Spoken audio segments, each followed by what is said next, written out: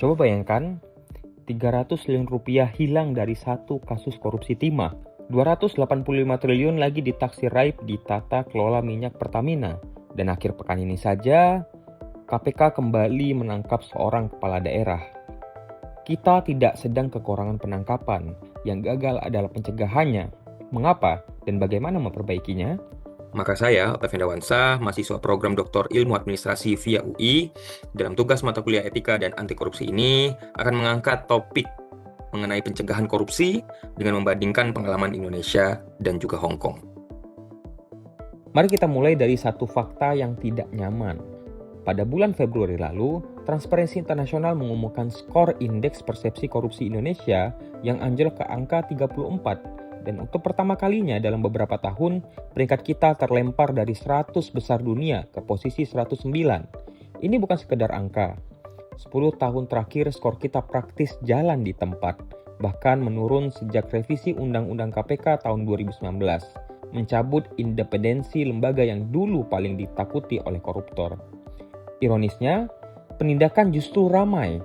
Vonis 20 tahun untuk Harvey Muiz di kasus timah, belasan tersangka di kasus Pertamina, tetapi 167 kepala daerah tetap terjerat korupsi sejak 2004 hingga 2024 dan datanya bertambah sampai hari ini.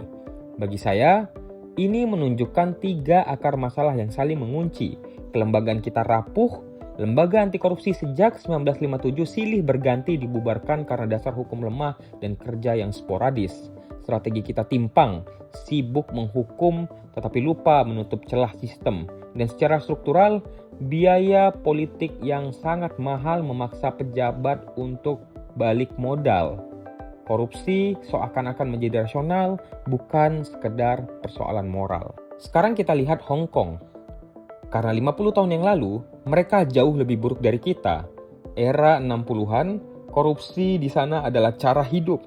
Pasien harus menyelipkan uang teh agar dirawat, pemadam kebakaran meminta bayaran sebelum menyalakan selang, dan polisi justru mengorganisir suap secara berjenjang.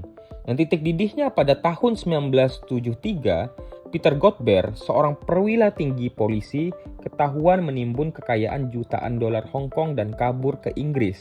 Pada akhirnya publik turun ke jalan membawa satu tuntutan, yaitu tangkap Godber, berantas korupsi. Kemudian pada akhirnya Gubernur McLeod itu menjawab dengan langkah yang radikal. Tahun 1974 berdiri ICAC, yaitu Komisi Independen yang melapor langsung ke kepala pemerintahan, terpisah total dari kepolisian dengan anggaran besar dan gaji penyidik yang layak.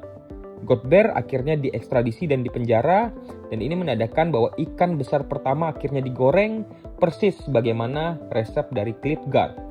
Tetapi yang membuat Hong Kong bertahan bukanlah penindakan semata, melainkan trisura ICAC, di mana Departemen Operasi bertugas menindak tanpa pandang bulu, kemudian Departemen Pencegahan Korupsi mengaudit dan menutup celah prosedur di setiap instansi, dan Departemen Hubungan Masyarakat menanamkan anti korupsi sejak taman kanak-kanak.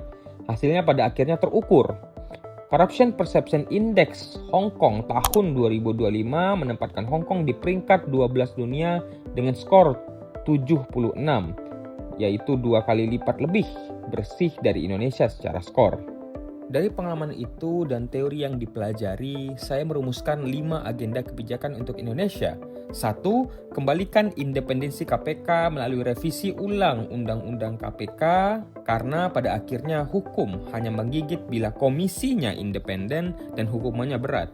Kedua, segera sahkan RUU perampasan aset yang saat ini masih tertahan di Prolegnas tahun 2026. Miskinkan koruptor, kejar uangnya, karena itulah efek penangkal yang dimaksud dengan Ackerman, yaitu membuat biaya korupsi itu jauh melebihi untungnya. Kemudian yang ketiga adalah tutup celah sistem lewat digitalisasi berupa e-katalog, integrasi layanan pemerintah elektronik, dan juga keterbukaan pemilik manfaat perusahaan. Kemudian keempat, bereskan dulu hulu masalah, turunkan biaya politik lewat reformasi pendanaan partai, dan bangun birokrasi merit dengan gaji yang layak.